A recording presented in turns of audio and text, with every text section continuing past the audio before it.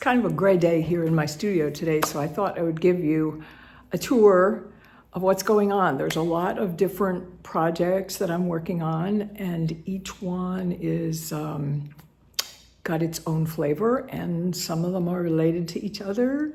So let's just have a look. First of all, let's just scan the room a little bit here. So as you can see, I've got a lot of space for multiple projects, and that's really important to the way I work, particularly back in this corner. So let's flip. This painting is a one that I'm currently painting back into. It was called Passion Diva. It started out as a landscape. It rotated to be vertical for a while.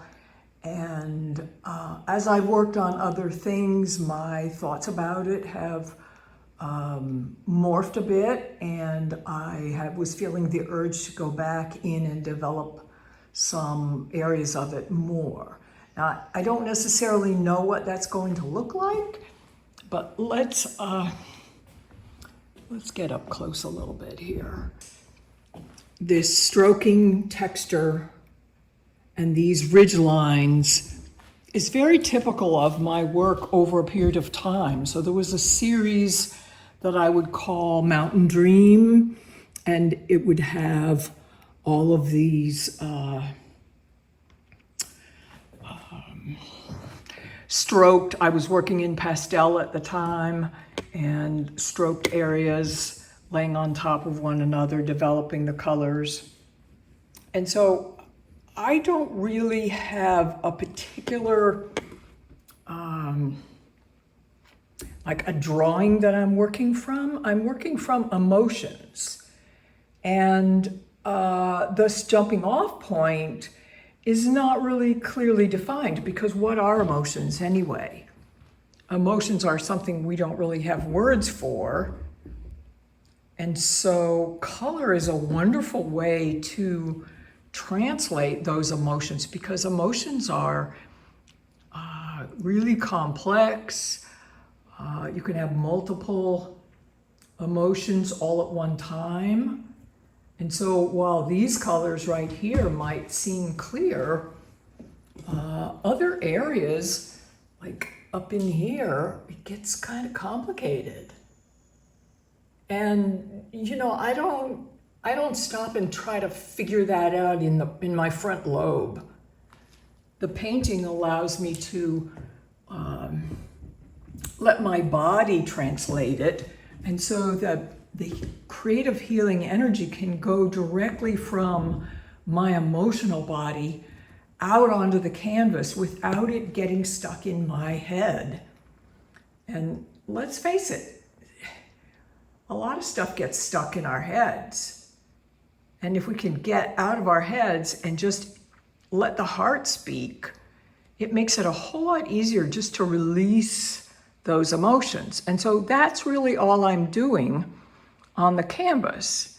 Now, I will take a time and sit back with a cup of tea and reflect on what I see there, because if I step across the room, it looks different.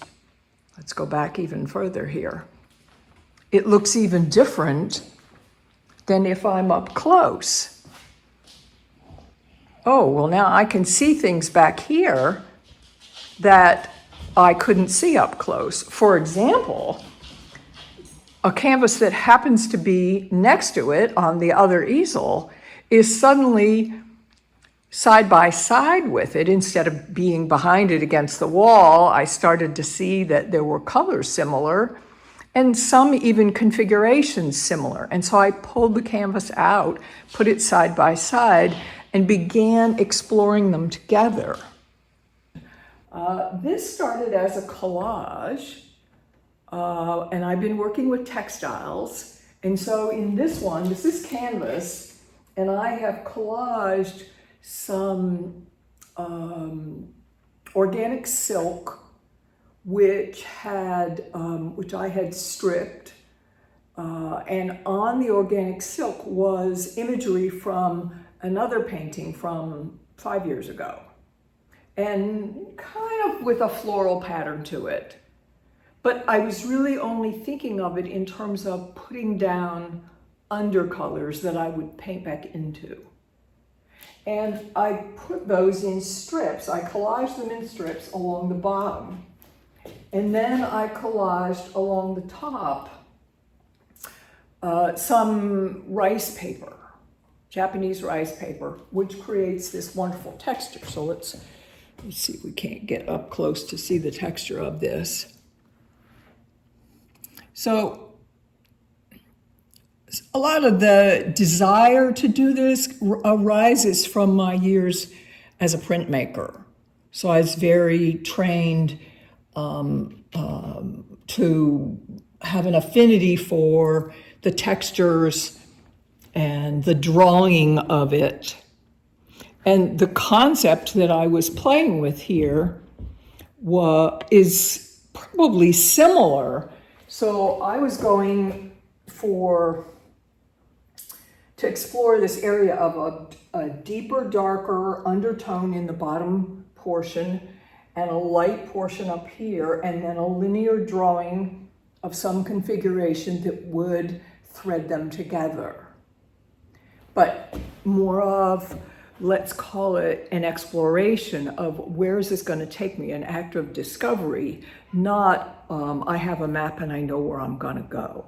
That would be really boring. And then yesterday, as I was painting the two of them together, I was actually painting on both of these canvases simultaneously yesterday. I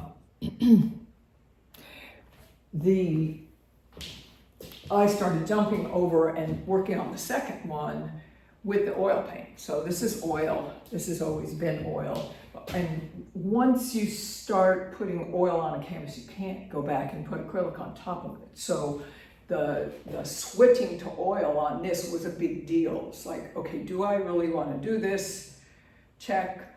Okay, yes, I'm going to do this. And then knowing that I can't go back across that bridge and start adding more collage or any acrylic materials to it. It has to stay in the realm of oil paint now. I still don't have an answer, but I will say, let me just leave with this. I had a dream last night, and in the dream, it was one of those dreams where you scream yourself awake. And it felt initially like a nightmare, but the only thing I had to write when I woke up was, they're changing my colors. They're taking all my magenta pinks and exchanging them for blues. And I thought, when I wrote that in the journal this morning, I thought, what? But when I looked at the painting, when I looked at this painting, I started to see how if these magenta pinks start to shift a little bit more toward the blues into the purples, and these blues start to shift down more into the pinks, it will help me balance, pull the rest of the balance out into this painting. So I had a sketch, the top one, which I had put these areas and these areas, which are the white, that corresponds to this pattern of white highlights in the painting. Now, they have moved from white to more of the aqua white, but they're generally the lights in the painting. And so even though in the drawing they're indicated in darks, that's just my method of taking notes. So this morning I added these lines, okay, here, because in this painting, for a moment this morning, this started to look too dark, and maybe the question of, well, gee, do I want to lighten that out? Well, I don't have an answer for that. It's just a question. But in the process of doing that, I started to see this line emerging, and then this line counterbalancing here, so the two dark lines starting to scribe together. And then that helped bring this line into focus. And this, which I had kind of gone back and forth with a couple of times during the painting process, felt more like it actually does belong there. And so now I have kind of some new thoughts and directions out of my crazy screaming dream. I find there's an awful lot that comes from the dreams, and so many times it feels like something's wrong, like I did something wrong, or oh my gosh, I need to fix something. But it's never really that. Once I write it, it's like it's the juice for something new. It's always the juice for something new.